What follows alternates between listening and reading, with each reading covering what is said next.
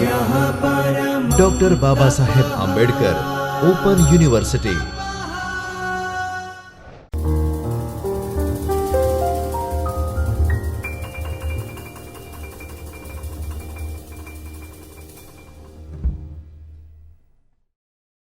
નમસ્તે મિત્રો doctor Baba Saheb Ambedkar open યુનિવર્સિટીના જ્યોતિર્મય પરિસર ખાતેના ચૈતન્ય સ્ટુડિયોમાંથી હું ડૉક્ટર ધવલ પંડ્યા આપનું સ્વાગત કરું છું। મિત્રો, આજે આપણે અગાઉના લેક્ચરના કન્ટિન્યુએશનમાં આજનું લેક્ચર લેવાના છીએ। અગાઉનું જે લેક્ચર હતું તે હતું એ એમકોમ સેમેસ્ટર 1નું સંચાલનના સિદ્ધાંતો। સંચાલનના સિદ્ધાંતોનો કોર્સ કોડ, એનો વિષયનો કોડ, સબ્જેક્ટનો કોડ છે MC01 CC101। સંચાલનના સિદ્ધાંતોનું પહેલું યુનિટ એટલે કે સંચાલનની વિચારધારાઓ, તેની વિશે આપણે એક વ્યાખ્યાન અગાઉ લીધું। આજનું વ્યાખ્યાન બીજા નંબરનું છે। તો આજે સૌથી પહેલાં આપણે જોઈ લઈએ કે આજના વ્યાખ્યાનમાં અને સમગ્ર યુનિટમાં શું શું આવે છે અને આજના આપણે લેક્ચરમાં શું શું શીખશું।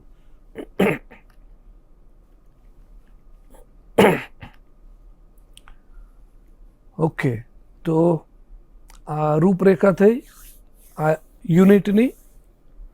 પહેલું નંબરનું યુનિટ છે, 1 નંબરનું પ્રસ્તાવના, સંચાલનની વ્યાખ્યા, સંચાલનનું સ્વરૂપ, સંચાલનનો પ્રશિષ્ટ અભિગમ।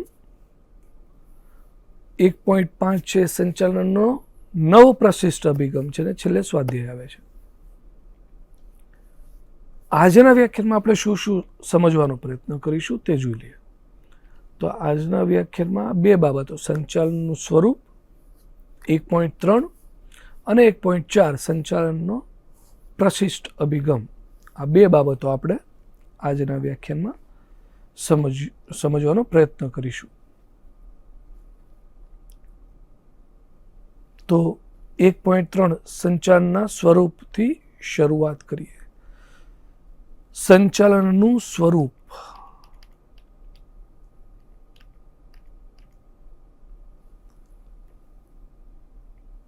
સંચાલનના જુદા જુદા ખ્યાલોના આધારે સંચાલનનું સ્વરૂપ સમજાવી શકાય છે। આપણે સ્ક્રીન ઉપર જોઈએ ને ક્યાં છે, આ મુજબના છે। પહેલું છે સંચાલન એટલે કે લક્ષ્ય આધારિત છે।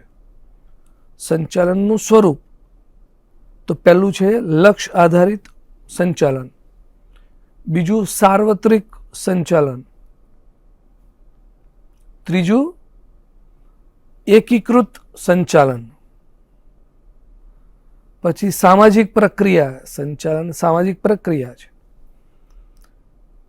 5મું છે બહુવિષયક સંચાલન છે, સંચાલન એ બહુવિષયક છે, સતત પ્રક્રિયા છે, સંચાલન સતત પ્રક્રિયા છે, અમૂર્ત છે। 8મું છે સંચાલન એ કળાની સાથે સાથે વિજ્ઞાન।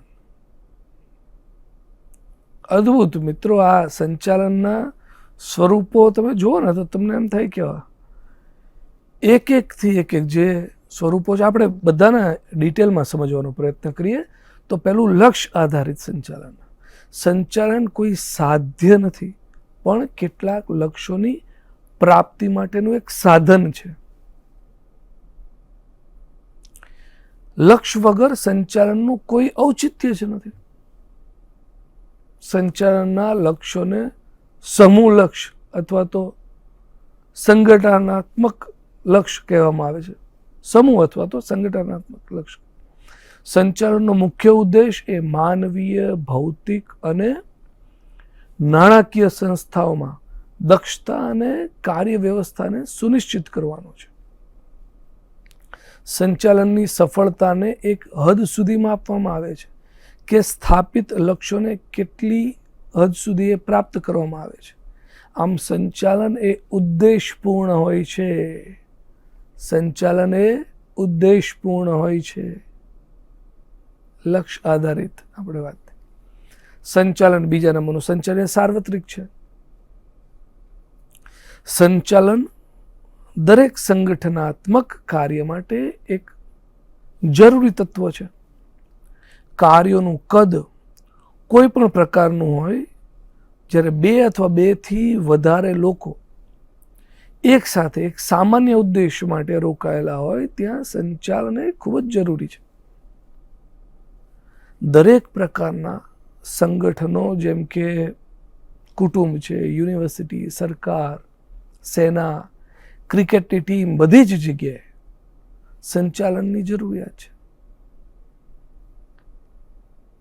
આમ સંચાલન મહત્વપૂર્ણ છે. સંચાલનના મૂળભૂત સિદ્ધાંતો સંગઠિત ક્ષેત્રના બધા જ સંગઠિત પ્રયાસોને લાગુ પાડે છે.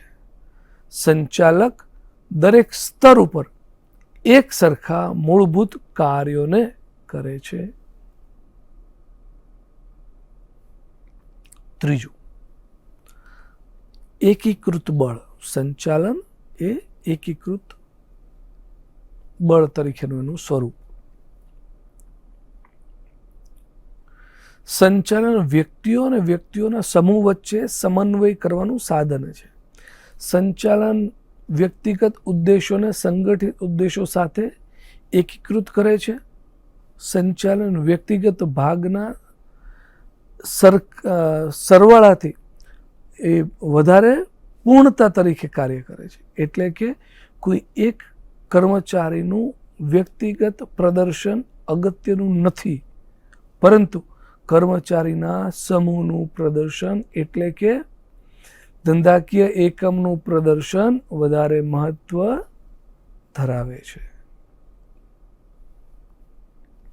ચોથું, સામાજિક પ્રક્રિયા. સંચાલન લોકો દ્વારા, લોકો માટે અને લોકોનું છે. આ સામાજિક પ્રક્રિયા છે, કારણ કે તે આંતરવૈયક્તિક સંબંધોથી સંબંધિત છે. સંચાલનમાં માનવીય પરિબળ મુખ્ય પરિબળ છે.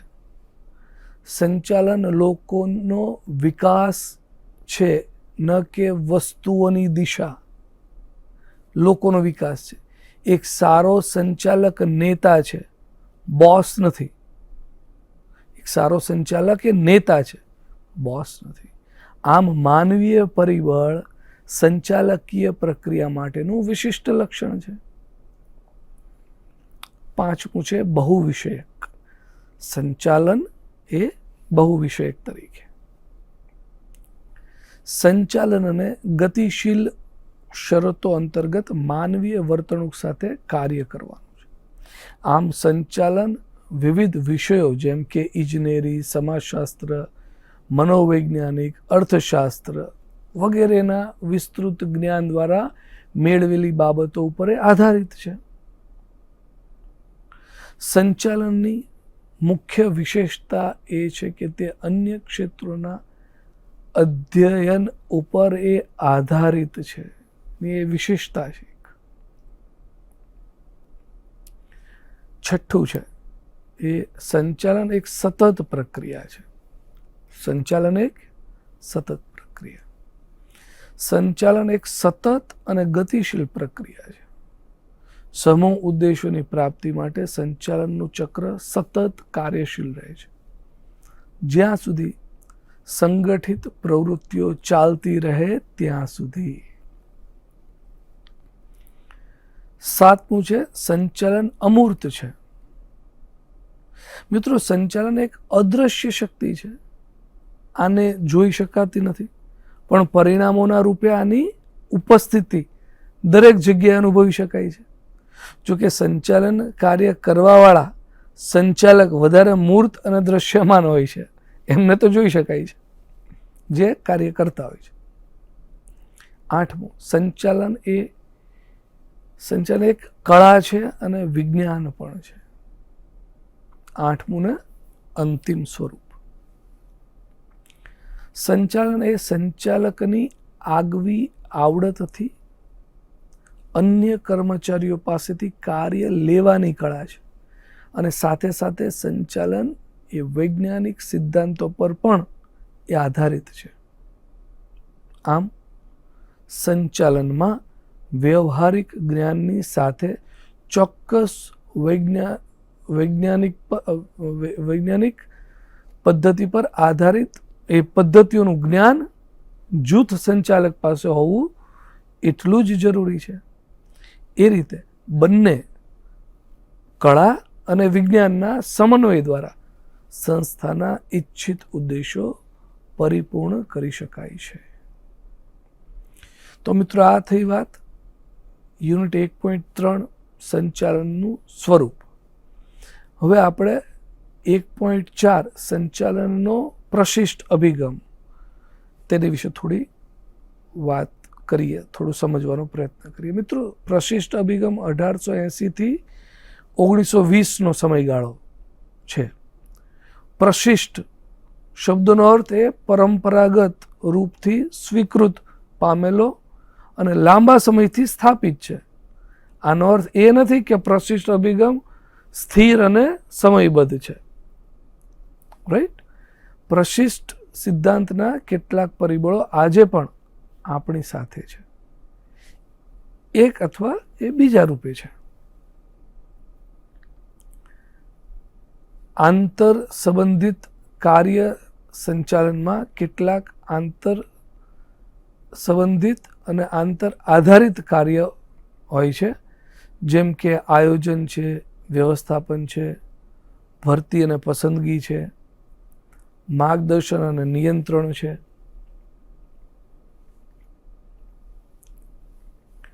આ બધા. બીજું છે સાર્વત્રિક સિદ્ધાંત. સંચાલનના સિદ્ધાંતો અનુભવ પર આધારિત હોવાથી સાર્વત્રિક છે અને તેથી આ સિદ્ધાંતોને સમજવા, તેમનો અભ્યાસ કરવો એ સરળ છે. ત્રીજું છે નોકરશાહી સંરચના. પરંપરાગત સિદ્ધાંત પ્રમાણે કાર્ય કરવા માટે સંગઠનનું નિર્માણ કરવું જોઈએ. કાર્યોને નાના ભાગમાં વહેંચી દેવામાં આવે છે અને અપેક્ષિત યોગ્યતાવાળા લોકોને સોંપી દેવામાં આવે છે.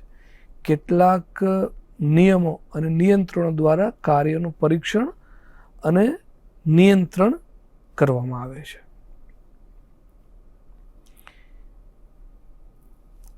ઇનામ અને દંડની સજા, નિયમોનું પાલન કરવું, આદેશોનું પાલન કરવું, પરિણામ જોવું અને ઇનામ મેળવવું. જે લોકો આગળ વધે છે તેમના માટે રસદાર ગાજરનો રસ અને જે પાછળ રહે છે તેમના માટે દંડ આપવામાં આવે છે. પરિણામે આ બધા તૈયાર કરતી વખતે પણ સંસાધનોના કાર્યક્ષમ ઉપયોગ ઉપર પણ ભાર મૂકવામાં આવે છે. આમ પ્રશિષ્ટ અભિગમ 3 ધારાઓમાં વિકસિત થયેલું છે. કઈ કઈ 3 ધારાઓ છે? પેલું નોકરશાહી, વેબર, બ્યુરોક્રેસી, વેબર. વહીવટી સિદ્ધાંતો, ફેયોલ, એડમિનિસ્ટ્રેટિવ થિયોરી, ફેયોલની. અને ત્રીજું વૈજ્ઞાનિક સંચાલન, Taylor, scientific management by Taylor. આ 3 બાબતો વિશે હવે આપણે વાત કરીએ. તો આપણે સૌ પ્રથમ નોકરશાહીની વાત કરીએ. મેક્સ વેબર 1864 થી 1920 એમણે નોકરશાહી સંગઠનો ઉપર મોટા ભાગના ખ્યાલોને રજૂ કર્યા. નોકરશાહી એટલે એવું સંગઠન છે જેમાં નિયમ, પ્રક્રિયા, અવૈયક્તિક સંબંધો અને વિસ્તૃત તથા અધિકાર જવાબદારીવાળા સંબંધોનું એ સંગઠન છે. વેબરે નોકરશાહી ભવિષ્યની કેટલાક વિશેષતાઓ જણાવી છે. એ વિશેષતાઓ કઈ કઈ છે તે જોઈએ. નોકરશાહી, ઓકે,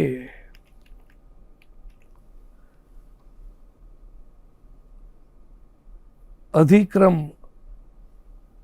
કાર્યનું વિભાજન, નિયંત્રણ પ્રક્રિયા, દફતર રાખવું, અવ્યક્તિગત સંબંધ અને વહીવટી વર્ગ. 6 બાબતો છે. 6 બાબતો સમજવાનો પ્રયત્ન કરીએ. અધિક્રમ. એક સંગઠનને ઉપરથી નીચે ઉતરતા ક્રમમાં વિવિધ પદોનો ક્રમ આપવાનો એ આ રસ્તો છે, અધિક્રમ. બીજું, કાર્યનું વિભાજન. કુલ કાર્યને વિશિષ્ટ નોકરીઓમાં વિભાજિત કરવામાં આવે છે. દરેક વ્યક્તિની નોકરી સરળ, નિયમિત અને સારી રીતે કાર્યોમાં વહેંચવામાં આવે છે. દરેક કર્મચારી પોતાની મર્યાદાઓને જાણે છે. આ ઉપરાંત એક જ પ્રકારના કાર્યને એકથી વધારે વખત કરવાથી તે વ્યક્તિ પણ એ કાર્યમાં તજજ્ઞ બની જાય છે, વિશેષજ્ઞ બની જાય છે. ત્રીજું, નિયમ, નિયંત્રણ અને પ્રક્રિયા. કર્મચારીઓના વ્યવહારોને નિયમોના માધ્યમથી નિયંત્રિત કરવામાં આવે છે. અસંગતતા ઉપર ભાર મૂકવામાં આવે છે. કર્મચારીઓ આ નિયમોનું ગુપ્ત રીતે પાલન કરે તેવી અપેક્ષા રાખવામાં આવે છે. તેમણે એ વ્યક્તિગત અને ઉદ્દેશપૂર્ણ તરીકે લાગુ કરવો જોઈએ. ચોથું, દફતર રાખવું. એટલે શું દફતર રાખવું? દરેક વસ્તુનો રેકોર્ડ રાખવો. રોજબરોજના નિર્ણયો અને પ્રવૃત્તિઓનું દફતર એટલે કે રેકોર્ડ રાખવા માટે ફાઇલો બનાવવી જે ભવિષ્યમાં ઉપયોગી થાય, એટલે દફતર રાખવું. અવ્યક્તિગત સંબંધ. દરેક વસ્તુ નિયમો પ્રમાણે આગળ વધવી જોઈએ. વ્યક્તિગત ભાવનાઓની આમાં કોઈ જગ્યા રહેતી નથી. દરેક કર્મચારી માટે એક સરખા નિયમ બનાવવા અને નિર્ણયો વ્યક્તિગત પરિબળોના બદલે તર્કસંગત વિચારો દ્વારા લેવા જોઈએ. વહીવટી વર્ગ. સામાન્ય રીતે કામના સમન્વય માટે વહીવટી વર્ગ જવાબદાર હોય છે. આ લોકોને નોકરશાહી તરીકે ઓળખવામાં આવે છે. આ અધિકારીઓને તેમની કાર્યક્ષમતા અને કૌશલ્ય પ્રમાણે પસંદગી કરવામાં આવે છે. મિત્રો, આટલી બાબતો સમજ્યા બાદ, નોકરશાહી વિશે આટલી બાબતો સમજ્યા બાદ, એની વિશેષતાઓ સમજ્યા બાદ, હવે નોકરશાહીના લાભ ક્યાં છે એ હવે આપણે સમજીએ. સૌથી પહેલું આવે વિશિષ્ટીકરણ. નોકરશાહીના લાભમાં સૌથી પહેલું આવે વિશિષ્ટીકરણ. દરેક સદસ્યને એક વિશિષ્ટ કાર્ય સોંપવામાં આવે છે અને તેથી સમયની સાથે સારી કામગીરી દર્શાવવા સક્ષમ હોય છે. પહેલું. બીજું, માળખું. ફરજો અને જવાબદારીઓની ઓળખાણ કરીને અધિક્રમના અંતર્ગત સંબંધોનો અહેવાલ રજૂ કરીને માળખું તૈયાર કરવામાં આવે છે. સંરચના સદસ્યોની તેમની ન્યાયિક મર્યાદાઓને ઓળખવા અને કોઈ પણ ઘર્ષણ વગર સંચાલિત કરવામાં એ મદદ કરે છે. ત્રીજું, તર્કશક્તિ. નોકરશાહી સંગઠનમાં તર્કસંગતતા લાવે છે. નિર્ણય એક ઉદ્દેશના પ્રમાણે કરવામાં આવે છે અને સામાન્ય રીતે માપદંડો ઉપર અસંમત ન થતા એ માપદંડોની ઉપર સંમત થાય છે. ચોથું, પૂર્વાનુમાન. મિત્રો, નિયમ, પ્રશિક્ષણ, વિશેષતા, સંરચના અને નોકરશાહીના અન્ય પરિબળ સંગઠન માટે પૂર્વાનુમાન અને સ્થિરતા પ્રદાન કરવામાં સક્ષમ બને છે. પાંચમું, લોકતંત્ર. લોકશાહી સંગઠનોમાં નિર્ણય એક સ્વીકાર્ય માપદંડ પ્રમાણે કરવામાં આવે છે. નિયમ અને કાનૂન સંગઠનની અંદર સતત એ વ્યવહારે લાગે છે. કાર્યની પ્રાથમિકતાના આધારે પ્રવૃત્તિઓ કરવામાં આવે છે. છઠ્ઠું, યોગ્યતા. યોગ્યતાના આધારે લોકોની પસંદગી કરવામાં આવે છે. સંરક્ષક, ભેદભાવ અને અન્ય મનસ્વી આધારો ઉપર ભાર મૂકવામાં આવતો નથી. કારણ કે નોકરી માટે પ્રશિક્ષણ, અરજી કરવી અને પસંદગી પામવાની તક દરેક નાગરિક માટે ખુલ્લી છે. આટલા નોકરશાહીના લાભ બાદ હવે આપણે નોકરશાહીના ગેરલાભો જોઈએ. જડતા હોય, પહેલું તો જડતા, અવ્યક્તિગતતા, ઉદ્દેશોનું વિકેન્દ્રીકરણ, પ્રવૃત્તિઓનું વિભાગીકરણ, સામ્રાજ્ય નિર્માણ અને વિલંબ. પહેલું જડતા. નોકરશાહીના ટીકાકારો દલીલ કરે છે કે આ જડ, સ્થિર અને અવિચલિત છે. નિયમોનું ચુસ્ત રીતે પાલન, સમયબદ્ધતા, પરંપરાગતનું ઉત્પાદન છે. બીજું, અવ્યક્તિગતતા. નોકરશાહી વસ્તુઓને કરવાના યાંત્રિક રૂપ પર ભાર આપે છે. કર્મચારીઓની જરૂરિયાતો અને ભાવનાઓના સ્થાન ઉપર નિયમો અને નિયંત્રણોને જોર આપે છે. ત્રીજું, ઉદ્દેશોનું વિકેન્દ્રીકરણ.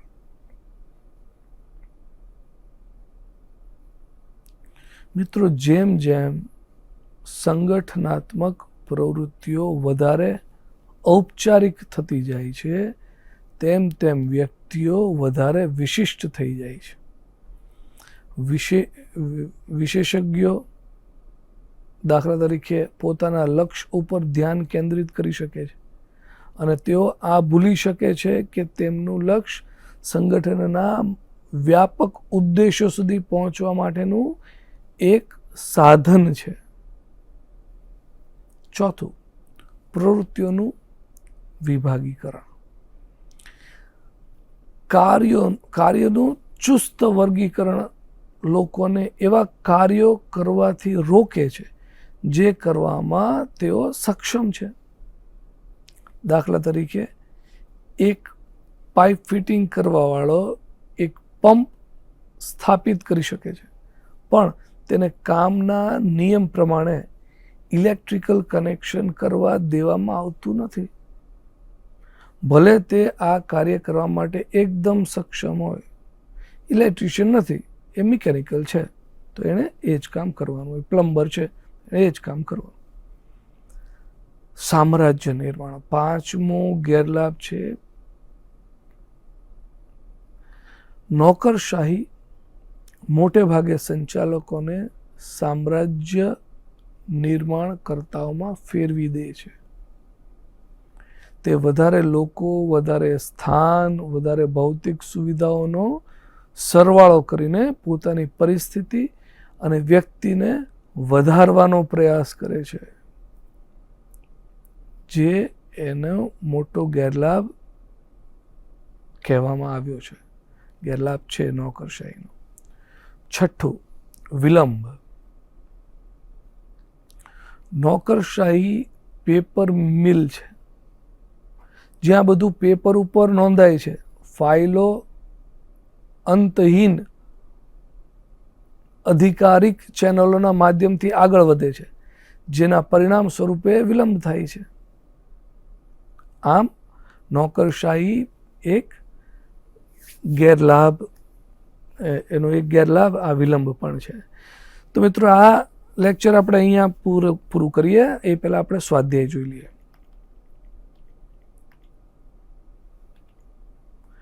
ઓકે, લાંબા પ્રશ્નોમાં કયા કયા પ્રશ્નો પૂછાઈ શકે? સંચાલનના ખ્યાલોના આધારે સંચાલનનું સ્વરૂપ વર્ણવો, આવો પ્રશ્ન પૂછાઈ શકે. બીજું, નોકરશાહીના લાભાલાભ વર્ણવો, જે હમણાં આપણે જોયા. ગેરલાભ છેલ્લે વિલંબને.